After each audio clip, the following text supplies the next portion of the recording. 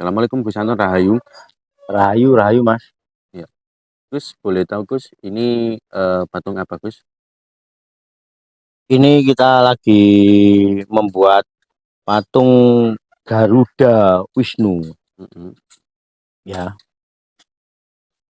Yang mana materialnya ini dari batu, ya. Mm-mm. Ya Gus, ini kalau pembuatan seperti ini nih berapa lama ya Gus ya? Ini berukuran sekitar 1,10 meter Mas. Ini sekitar 3 minggu Mas. Oh, sekitar 3 minggu. Ya.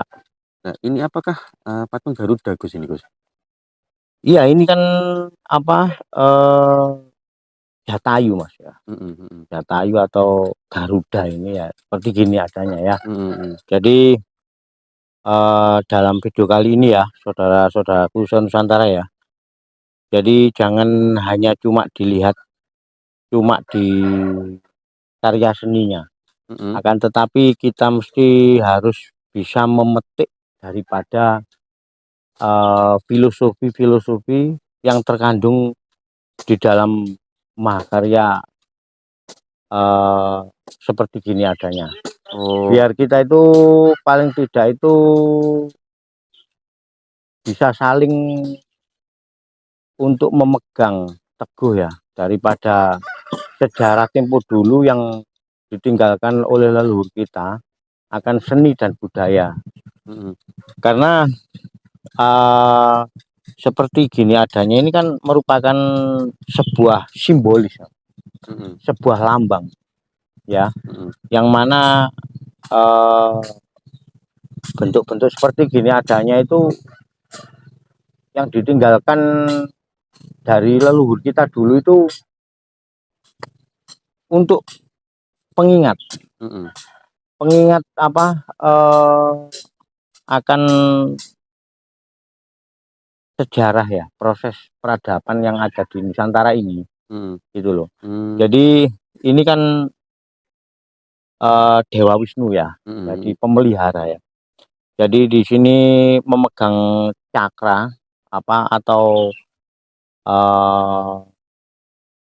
senjatanya Dewa Wisnu itu kan cakra Sudarsana. Itu kan melambangkan perputaran sang waktu. Nah, perputaran sang waktu ya.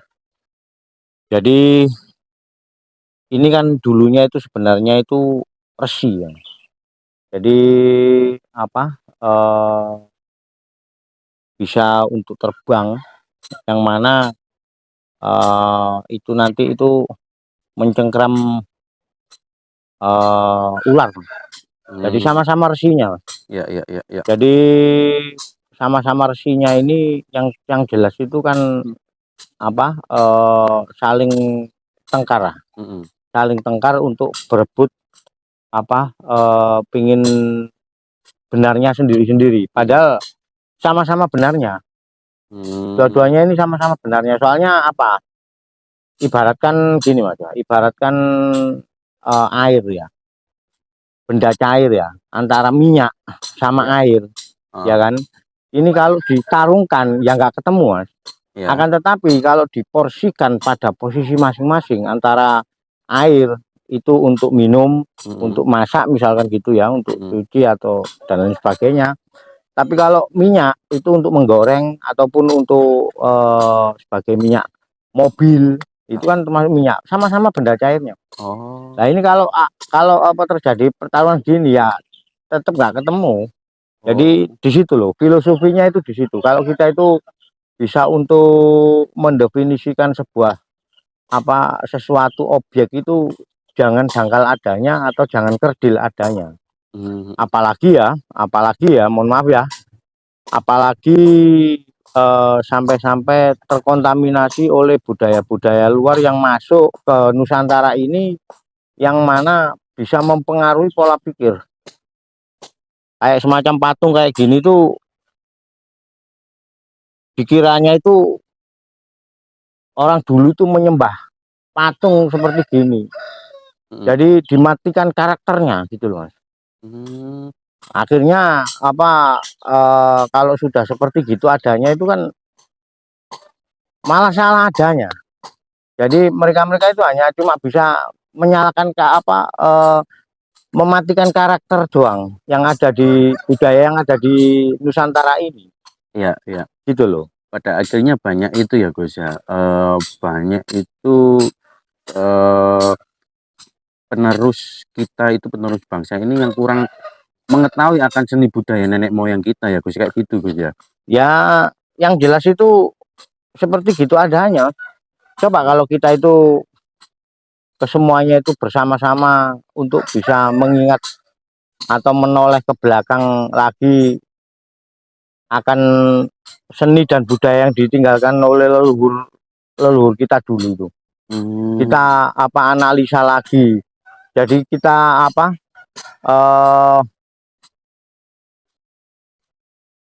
kita cari sebuah kebenarannya itu seperti apa. Iya, iya. Jadi bukan malah kita itu ngejinya itu atau fokusnya itu mempelajari budaya-budaya dari apa negeri seberang sana yang mana akhirnya berlawanan dengan poin-poin tertentu tuh loh Mas, berlawanan.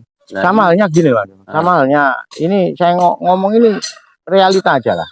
Sama halnya kayak semacam di Islami ya. Saya sendiri orang Islam ya. Akan tetapi saya tidak mau istilahnya itu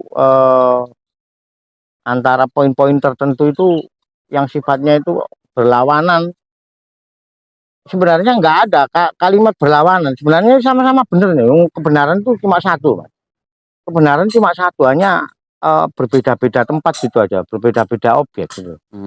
Jadi apa? Kayak semacam saya teruskan ya, kayak semacam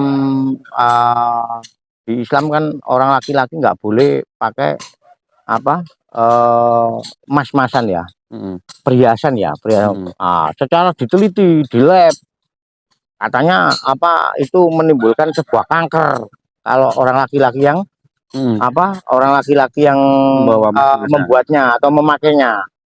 Soalnya kalau perempuan kenapa kok boleh, karena tiap bulannya mengeluarkan darah haid itu atau darah kotor itu, jadi akhirnya nggak terjadi sebuah kanker adanya. Mereka itu menafsirkannya itu, kalau saya pribadi itu kurang tepat adanya.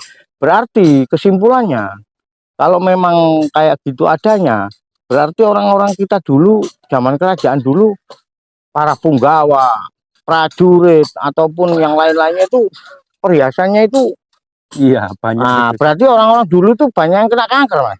Iya, enggak ya, kurang logis ya Gus ya. Ya nggak masuk akal lah, kan kesemuanya itu kita itu menarik sebuah mencari sebuah kebenaran sejati itu kan memang harus melalui banyak fase, Mas. Jadi istilahnya itu kita benar-benar cari yang mendekati kebenaran sejati beneran itu. Kalau kebenaran sejati yang mutlak yang hanya dimiliki oleh sang pencipta itu sendiri. Iya, gitu loh. Iya, jadi memang pemakaian perhiasan seperti itu ya zaman dahulu nenek moyang kita pasti banyak yang kena kanker ya. Iya jelas, yang jelas di situ Mas. Padahal itu kenyataannya itu salah satunya contoh di situ. Sama halnya begini Mas ya. Sama halnya ya. Kayak semacam diklaim bahwasanya kayak patung gini tuh disirik-sirikan, dimusik-musikan karena leluhur kita dulu itu menyembah daripada patung adanya. Jadi dimatikan karakternya itu. Sebenarnya itu nggak di situ. Ini kan merupakan alat untuk biar lebih fokus, biar lebih kusuk kalau di Islam. Kan untuk penfokusan pikiran. Ini merupakan antena kan. Jadi bukannya kita itu membahas, enggak. Jadi kita itu bisa lebih fokus, bisa membayangkan. Jadi nggak sombong kan. Nggak sombong kalau ketika kita itu melakukan sebuah meditasi, padahal meditasi itu benang merahnya doa apapun loh. Doa apapun gitu loh. Nah ini menurut pandangan pesantren seumpama nih Gus, semua apa ya, banyak masyarakat Indonesia ini mampu dan mengetahui seni budaya kita yang asli itu dari Nusantara. Menurut Gus Anton, apakah negara kita itu akan sebagai negara yang maju Gus? Pasti Pasti, soalnya apa? Dasar saya, Mas. Dasar saya begini. Eh, saya ingat waktu kecil-kecil saya dulu ya. Saya itu dibilangi oleh kakek saya dulu. Orang luar negeri ke sini tuh lihat wayang.